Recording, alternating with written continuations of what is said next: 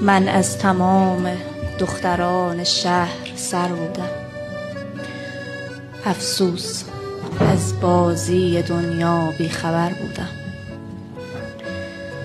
از عکس هایی که به دیوار اتاقت بود هرچند زیباتر نبودم، ساده تر بودم.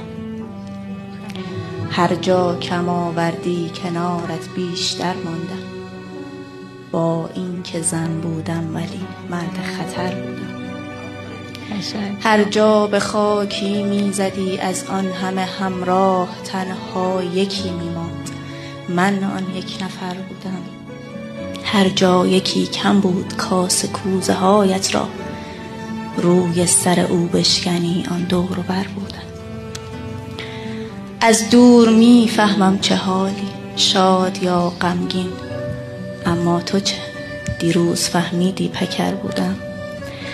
از خود به تو، از تو به غم، از غم به تنهایی، من در تمام عمر در حال سفر بودم.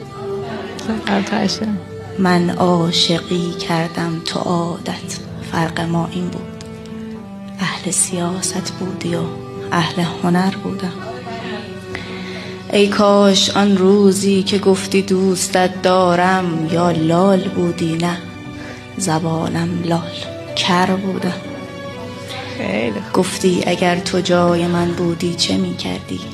ترکت نمی کردم عزیزم. من اگر بودم برگشتی و تنهایم را بیشتر کردی. من هم به پایت سوختم از بس که